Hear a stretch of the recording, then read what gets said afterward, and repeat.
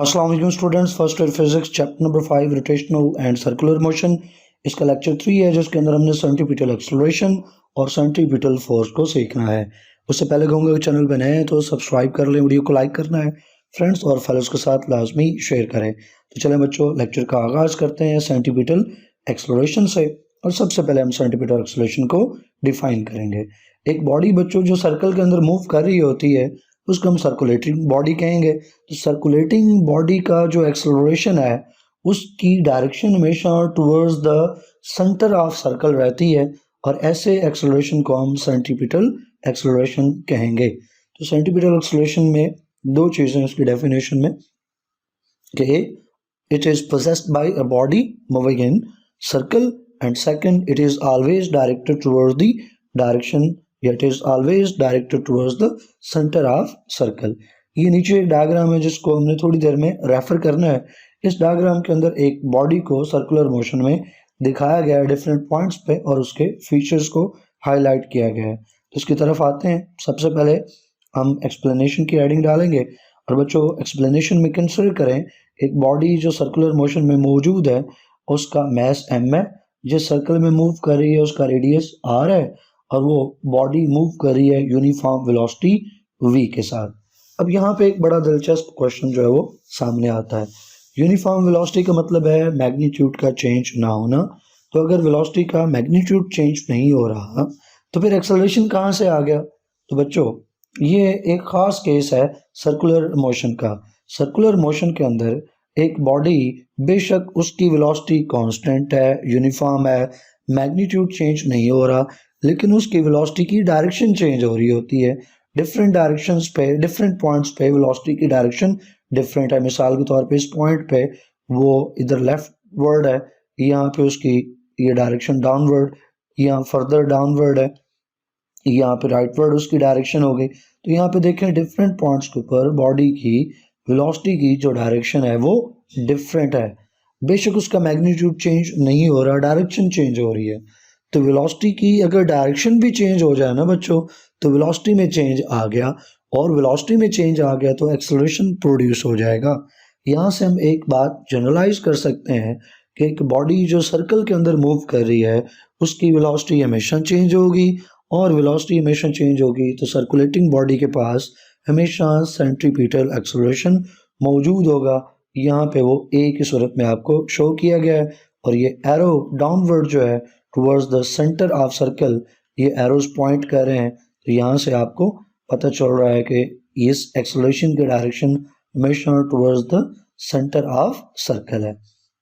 तो बेशक velocity uniform है लेकिन उसकी डायरेक्शन चेंज हो रही है तो वेलोसिटी चेंज हो रही है। अब बच्चों ये बॉडी जो सर्कल के अंदर मूव कर रही है, कंसिडर करें कि टाइम t1 के ऊपर ये पॉइंट a के ऊपर मौजूद है और यहाँ पे उसकी वेलोसिटी फर्ज करें v1 है। डायग्राम में मैं आपको दिखा दूं तो वही डायग्राम मैंने रफ में भी बना रखी है। ये सर्कल हो गया जिसके अंदर बॉडी मूव कर रही है, सर्कल का रेडियस r बच्चों ये, और टाइम t1 में ये पॉइंट a के ऊपर मौजूद है और यहाँ पे जो उसकी वेलोसिटी है बच्चों वो v1 हो गई।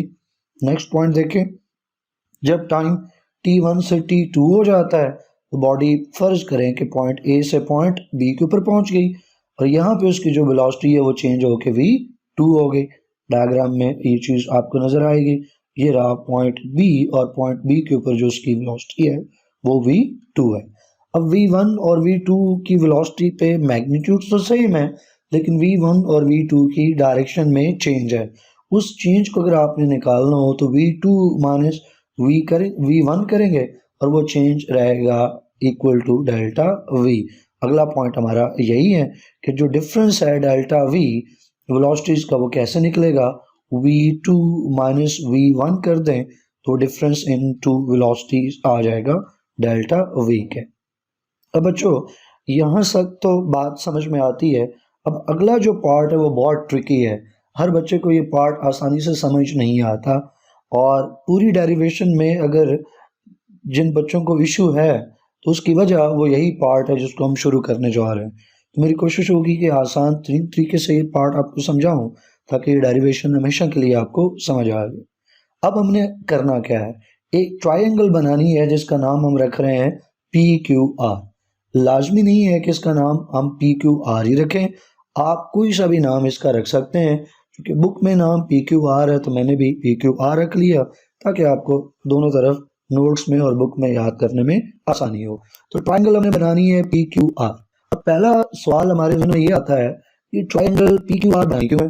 दूसरा सवाल है कि कैसे बनानी है। तो क्यों बनानी है और कैसे बनानी है, ये मैं आपको आंसर करने जा रहा हूँ। अब गौर करें बच्चों, तो जो बॉडी जिसको हमने लिया सर्कुलर मोशन में, पॉइंट ए और पॉइंट बी, उसकी दो पोजीशंस हमने मार्क कर ली। तो यहाँ पे सर्कल के अंदर एक छोटी सी नन्ही मुन्नी सी ट्रायंगल बन रही है। अगर सर्कल के सेंटर को हम सी कह दें तो ये ट्रायंगल, जिसको हम ए से शुरू करें, ए फिर सी और बी, तो ये ट्रायंगल ACB बन गई। तो एक ट्रायंगल ये सर्कल के अंदर है, एक ट्रायंगल हमने सर्कल के बाहर बनानी है, और ये दूसरी ट्रायंगल हम इसलिए बना रहे हैं ताकि दोनों ट्रायंगल्स को कंपेयर कर सकें। दूसरी ट्रायंगल जो हम बनाने जा रहे हैं वो PQR ट्रायंगल है। फिर से आंसर कर रहा हूँ, क्वेश्चन ज़हन में आएगा दूसरी ट्रायंगल क्यों बनानी है। आंसर है ताकि फर्स्ट ट्रायंगल के साथ दूसरी ट्रायंगल को कंपेयर कर सकें। कंपैरिजन क्यों ज़रूरी है, चूँकि हमने एक्सेलरेशन का मैथमेटिकल फॉर्म निकालनी है, डेरिवेशन निकालनी है, तो उसके लिए ये कंपैरिजन ज़रूरी है। इस कंपैरिजन के बगैर अगर हम निकालेंगे तो वो इंटीग्रेशन में जाना होगा, और इंटीग्रेशन के तरीके से निकालना वो FSC के स्कोप से बाहर है। वो BS और मास्टर लेवल की साइंस है, वहाँ पे इंटीग्रेशन की मदद से हम निकालते हैं, तो वहाँ कंपैरिजन ज़रूरी नहीं है। यहाँ हमें कंपैरिजन से निकालना है। तो कंपैरिजन के लिए हमें एक सेकंड ट्रायंगल चाहिए, दैट इज़ PQR। ये जो ट्रायंगल PQR बनानी है, ये कैसे बनानी है, तो ये दूसरी ट्रायंगल बच्चों इस तरह से बनानी है कि दूसरी ट्रायंगल की दो साइड्स फर्स्ट ट्रायंगल ACB की दो साइड्स के इक्वल हों। दो साइड्स को हमने इक्वल रखना है। दो साइड्स को इक्वल रखना है तो उसके लिए कुछ चीज़ें समझ लें। मैं पहले ये वाली पार्ट आइए इसको इरेज कर दूं, ताकि मैं आपको बता सकूं जो पॉइंट इंपॉर्टेंट है यहाँ पे और आपके लिए समझना ज़रूरी है। तो गौर करें बच्चों, यहाँ पे ये बॉडी पॉइंट ए के ऊपर मौजूद है, तो सेंटर से ए तक का जो फासला है वो रेडियस की इक्वल है, और इसको हम R कह रहे हैं। इसी तरह पॉइंट बी के ऊपर जो बॉडी की बी के ऊपर बॉडी मौजूद है, तो सेंटर से बी तक का जो फासला है वो भी रेडियस R के इक्वल है। अब बच्चों जो हमने वेलोसिटीज ली है ना, V1 और V2, उनकी लेंथ भी, उनका साइज भी, उनका मैग्नीट्यूड भी हमने R के इक्वल रखा है। यानी V1 और V2 ये तो मैग्नीट्यूड में इक्वल होंगे, क्योंकि वेलोसिटी है यूनिफॉर्म। वेलोसिटी यूनिफॉर्म है तो यूनिफॉर्म वेलोसिटी में मैग्नीट्यूड तो चेंज नहीं होता। तो V1 का मैग्नीट्यूड V2 के मैग्नीट्यूड के इक्वल है, तो दोनों का मैग्नीट्यूड इक्वल है, तो हम इसको खाली V भी कह सकते हैं। और ये इक्वल है बच्चों R के, यानी जितना रेडियस है उसके। तो अगर हम कहेंगे कि कोई चीज़ रेडियस की इक्वल है तो इसका मतलब है वो V1 और V2 के इक्वल होगी। तो चले हम ट्रायंगल बनाने जाते हैं। तो नोट्स को हम ओपन करेंगे और नोट्स में ये जो साइड है PQR ट्रायंगल की, ये PQR इक्वल और पैरेलल हो V1 के। इक्वल और पैरेलल V1 के मतलब हम इसको ऑलमोस्ट R के इक्वल कर रहे हैं। तो चलो इस ट्रायंगल को बनाते हैं, जहाँ जो डायरेक्शन बच्चों V1 की है वही डायरेक्शन जो है वो PQ की होनी चाहिए। सेम डायरेक्शन, जितनी लेंथ V1 की है उतनी ही लेंथ बच्चों होनी चाहिए जो ट्रायंगल की साइड PQ है उसकी भी। तो ये पॉइंट हम P मार्क कर देते हैं, ये Q मार्क कर देते हैं। अब इसको बनाने में थोड़ा बहुत फ़र्क हो जाए, लेकिन मैं आपको समझा रहा हूँ कि V1 की भी लेंथ उतनी होनी चाहिए, PQ की उतनी लेंथ हो जितनी V1 की लेंथ है। डायरेक्शन भी दोनों की सेम होनी चाहिए। तो PQ साइड आ गई। अब ये PQ साइड इक्वल और पैरेलल होगी V1 के। अब एक साइड बनानी है PR, ये इक्वल और पैरेलल हो बच्चों V2 के। तो उसके लिए V2 हमने देखना है कहाँ पे, ये रहा V2। जितनी लेंथ बच्चों V2 की और जो डायरेक्शन V2 की वही लेंथ PR की होनी चाहिए। तो यहाँ पे मैं वो लाइन ड्रॉ कर रहा हूँ PR वाली, P से शुरू करके R पे हम इसको एंड करेंगे। तो ये आगे PR। अब ये PR इक्वल है किसके, V2 के, और पैरेलल भी है V2 के, और PQ इक्वल और पैरेलल थी V1 के। अब ये ट्राइंगल नहीं बनी, ट्राइंगल बनाने के लिए हमने इसके ये जो दो एंड्स हैं इन दोनों एंड्स को कनेक्ट कर देना है। अब इसको कंपेयर करें V1 और V2 के साथ, तो ये वाली साइड QR है बच्चों, ये डेल्टा V को रिप्रेजेंट कर रही है, V2 और V का डिफरेंस डेल्टा V उसको रिप्रेजेंट कर रही है। अब ये ट्राइंगल बन गई है। इस ट्राइंगल में बच्चों यहाँ देखें 90 डिग्री का एंगल है, यहाँ पे जो सर्कल के अंदर ट्राइंगल है इसमें भी यहाँ पे 90 डिग्री का एंगल है। जो एंगल बच्चों यहाँ पे है वही एंगल ये थीटा यहाँ पे भी है। तो ये ट्राइंगल जो सर्कल के अंदर बनी ACB, इस ट्राइंगल की दो साइड्स और ये जो हमने बाहर ट्राइंगल बनाई है बच्चों PQR, इसकी भी दो साइड्स जो है वो इक्वल हैं। फिर सर्कल के अंदर बनने वाली ट्राइंगल ACB और बाहर बनने वाली PQR, इन दो के दो एंगल्स भी इक्वल हैं। तो ऐसी ट्राइंगल्स जिनकी दो साइड्स और दो एंगल्स इक्वल हों वो सिमिलर ट्राइंगल हैं और उनको आइसोसेलेस ट्राइंगल्स का हम नाम देंगे। अब ये दो ट्राइंगल्स बना ली, इनको हमने कंपेयर करना है। तो ये नीचे वो ट्राइंगल्स बने, ये सर्कल के अंदर से हिस्सा कट करके शो कर दिया, और ये ट्राइंगल PQR जिसको हमने साइड पे बनाया वो आ गए। तो दोनों ट्राइंगल्स को कंपेयर करें ACB और PQR, तो ये बच्चों आइसोसेलेस ट्राइंगल्स हैं। आइसोसेलेस ट्राइंगल्स में अब हमने दो रेशो बनानी है। तो ये जो ट्राइंगल ACB है बच्चों, इसमें से हम पहले रेशो बनाते हैं arc AB to line AC, AB arc AB over AC। ये लाइन बच्चों ये आर्क है, सर्कल का एक छोटा सा पीस है जिसको हमने कट के अलग कर रखा है। तो arc AB to line AC आ गया। और अब अगर गौर करें ट्राइंगल में देखें तो आर्क AB ट्राइंगल के हिसाब से ये परपेंडिकुलर वाला पार्ट है। मैं इसको ज़रा इरेज कर दूं ताकि आपको मज़ीद नज़र आए। ये जो AB वाला पार्ट है ये असल में ट्राइंगल के हिसाब से परपेंडिकुलर को रिप्रेजेंट कर रहा है, और ये जो लाइन AC है ट्राइंगल की टर्म्स में देखें तो ये बेस को रिप्रेजेंट कर रहा है।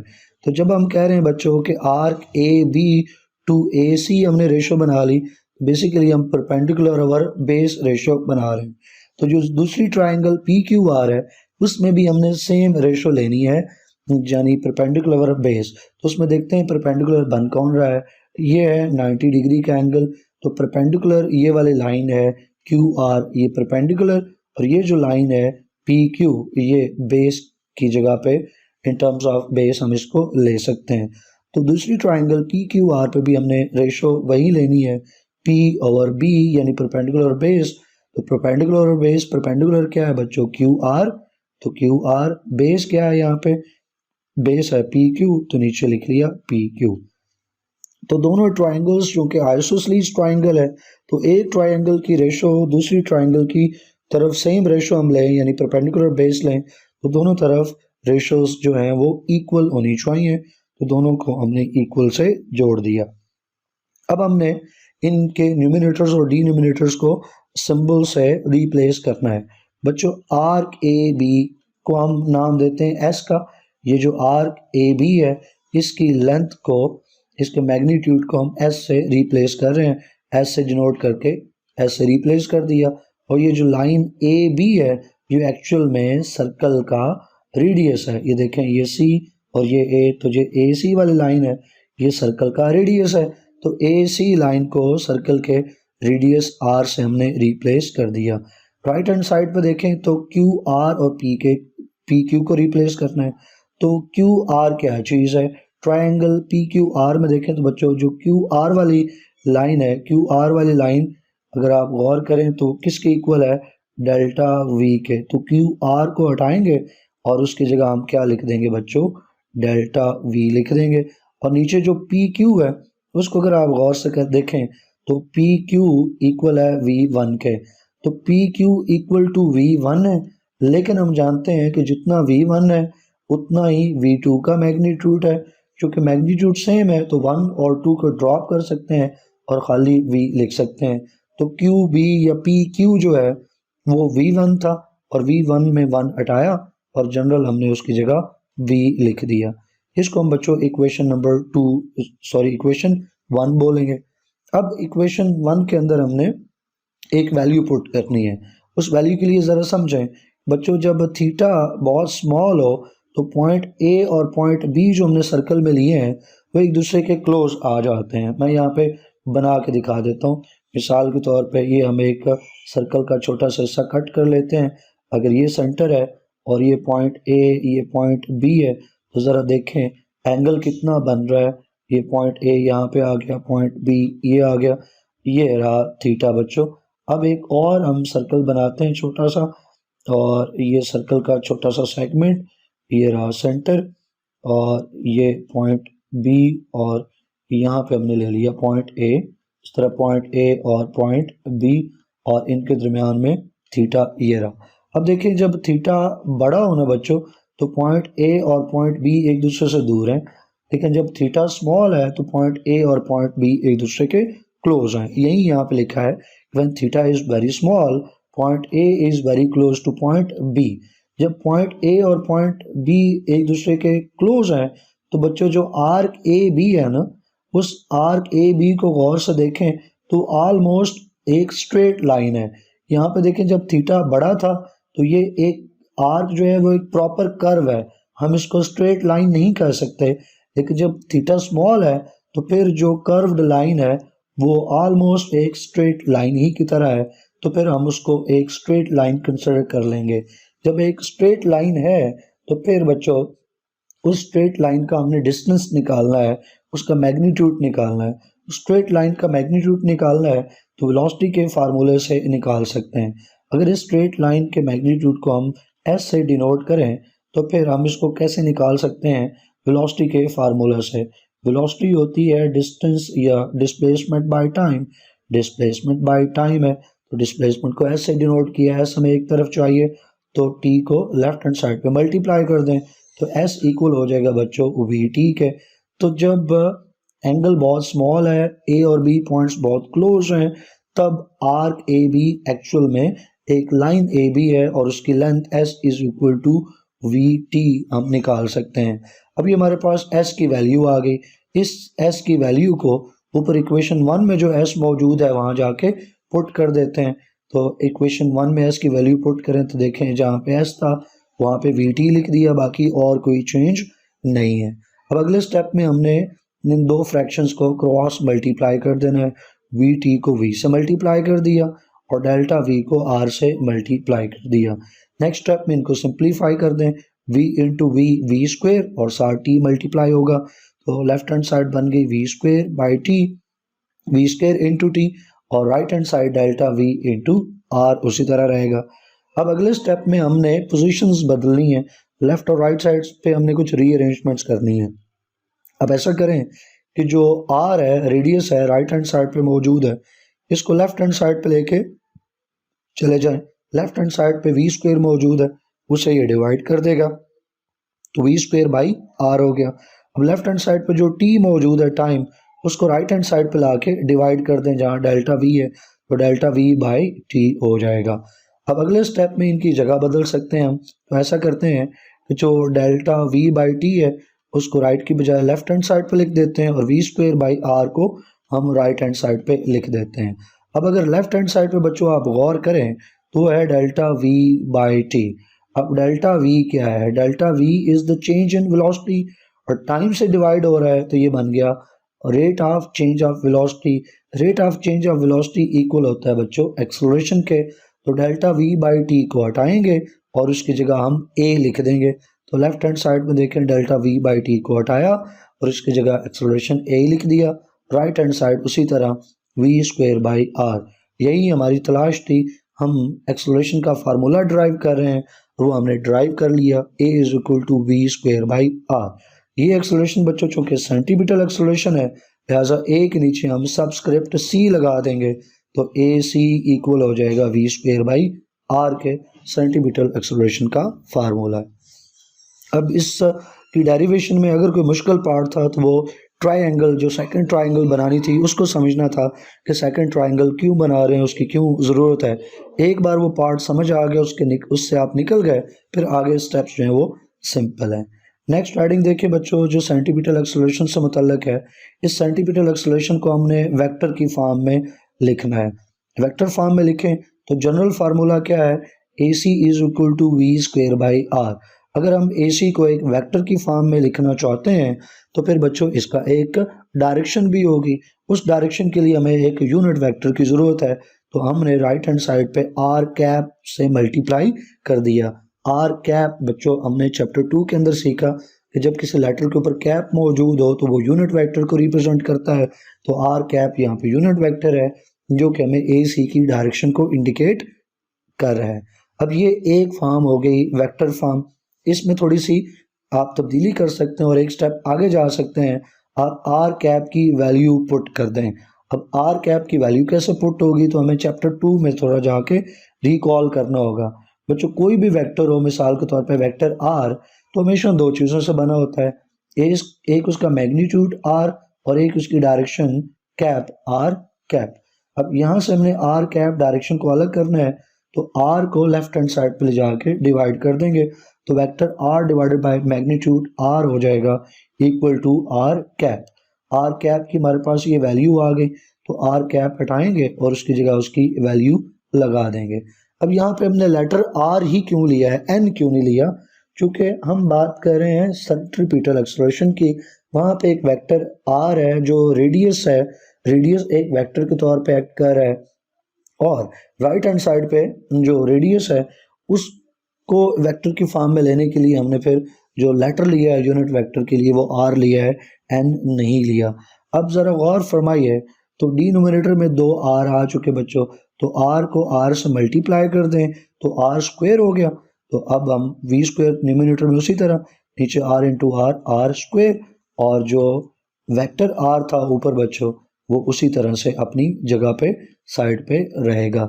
तो एक और फॉर्म हो गई वेक्टर फॉर्म, एक आर कैप के साथ थी, एक वेक्टर आर के साथ, वेक्टर आर के साथ लिख रहे हैं, तो डिनोमिनेटर में आर नहीं बल्कि आर स्क्वेयर आ गया। अब गौर कीजिए, सर्कल के अंदर जब हम सेंटीपिटल एक्सेलरेशन को तलाश करते हैं तो बच्चा ये सर्कल आ गया, सर्कल का ये सेंटर, सेंटर का रेडियस हमेशा बच्चों आउटवर्ड होता है। सर्कल का रेडियस हमेशा सेंटर से बाद की तरफ डायरेक्टेड होता है, आउटवर्ड डायरेक्टेड होता है। लेकिन जो एक्सेलरेशन है, एक्सेलरेशन की डायरेक्शन हमेशा टुवर्ड्स सेंटर ऑफ सर्कल रहती है। तो रेडियस आउटवर्ड है, एक्सेलरेशन इनवर्ड है। इसका मतलब कि जो रेडियस है और जो सेंटीपिटल एक्सेलरेशन है दोनों ऑपोजिटली डायरेक्टेड है, डायरेक्शन ऑपोजिट है। अब उसको इंडिकेट करने के लिए हमने राइट हैंड साइड पे नेगेटिव का साइन इस्तेमाल कर लेना है। तो ये नेगेटिव का साइन राइट हैंड साइड पे इंडिकेट करता है कि centripetal acceleration and radius of the circle are oppositely directed, दोनों की डायरेक्शन एक दूसरे के ऑपोजिट है। तो आई होप कि यहाँ तक आपको समझ आ गया होगा। नेक्स्ट जो हमारी हेडिंग है सेंटीपिटल एक्सेलरेशन से मुतल्लिक, अब सेंटीपिटल एक्सेलरेशन को हमने एंगुलर फॉर्म में लिखना है। तो उसके लिए हम सेंटीपिटल एक्सेलरेशन का पहले जनरल फार्मूला लिखेंगे, A C is equal to V square by R, और यहाँ पे न्यूमिनेटर में v की वैल्यू पुट कर देंगे। हम जानते हैं कि लीनियर वेलोसिटी और एंगुलर वेलोसिटी में एक रिलेशनशिप है, v is equal to R omega. तो यहाँ पे v हटाएंगे और आर ओमेगा लिख देंगे, क्योंकि बाहर स्क्वायर है तो स्क्वायर बाहर अपनी जगह पे रहेगा। अब अगले स्टेप में स्क्वायर को सॉल्व करें, आर को भी उसका स्क्वायर दें, ओमेगा को भी उसका स्क्वायर दें, तो आर स्क्वायर ओमेगा स्क्वायर हो गया। अब गौर कीजिए, तो डिनोमिनेटर में एक आर, न्यूमिनेटर में दो आर में से एक के साथ कैंसिल, तो हमारे पास एक सिंपल सी फॉर्म बच गई, A C is equal to R omega square. ये एक फार्मूला आ गया हमारे पास centripetal acceleration in angular form. यहाँ पे भी डायरेक्शन को रिप्रेजेंट करने के लिए हमने राइट हैंड साइड पे नेगेटिव का साइन लगा देना है, और ये इंडिकेट करेगा कि रेडियस और सेंटीपिटल एक्सेलरेशन ए सी अपोजिट डायरेक्शन के अंदर मौजूद है। नेक्स्ट सेंटीपिटल फोर्स की बारी है। सेंटीपिटल एक्सेलरेशन समझ लिया अगर आपने, तो सेंटीपिटल फोर्स में आते हैं, और सेंटीपिटल फोर्स को भी सबसे पहले हम डिफाइन करेंगे। बच्चों वो फोर्स जो किसी भी बॉडी को कंपेल करे, कंपेल करना मजबूर करना, वजह बनना, तो वो फोर्स जो किसी बॉडी को कंपेल करे, मजबूर करे कि वो बॉडी सर्कल में रोटेट करे, तो ऐसी फोर्स को हम सेंटीपिटल फोर्स कहते हैं। न्यूटन सेकंड लॉ में हमने सीख रखा है कि जब कोई बॉडी मूव करती है तो उसके पीछे असल में उसके ऊपर नेट फोर्स है, नेट फोर्स उसने एक्ट किया, नेट फोर्स के एक्ट करने से उसमें एक्सेलरेशन प्रोड्यूस हुआ। अब अगर वो बॉडी में एक्सेलरेशन है, उस पर नेट फोर्स एक्ट कर रही है, तो उस फोर्स को हम क्या नाम देंगे? बॉडी चूंकि सर्कल के अंदर मूव कर रही है तो उसका मतलब है कि वो फोर्स उस बॉडी को सर्कल में मूव करवा रही है, तो सर्कल में मूव करवाने वाली उस फोर्स को हम सेंट्रीपिटल फोर्स का नाम देंगे। और इसका मतलब है सेंटर सीकिंग फोर्स, क्योंकि पिटल सीकिंग और सेंट्री सेंटर के लिए, तो centripetal force centre seeking force. अब इसकी डेरिवेशन निकालनी है, आसान सी है। न्यूटन सेकंड लॉ आप जानते हैं, उसकी mathematical form F is equal to ma है। यहाँ पे हम सेंटर के अंदर मोशन की बात कर रहे हैं, सर्कल के अंदर मोशन की बात कर रहे हैं, तो F के नीचे भी C लगा देंगे और A के नीचे भी C लगा देंगे। FC हो जाएगा सेंट्रीपिटल फोर्स, AC हो जाएगा सेंट्रीपिटल एक्सेलरेशन। तो न्यूटन सेकंड लॉ की मॉडिफाइड फॉर्म हो गई FC is equal to MAC। AC centripetal acceleration है और अभी हमने सेंट्रीपिटल एक्सेलरेशन की वैल्यू निकाली, फार्मूला निकाला, AC इक्वल निकाला हमने v²/r। तो AC हटाएंगे बच्चों, उसकी जगह उसकी वैल्यू पुट कर देंगे v²/r।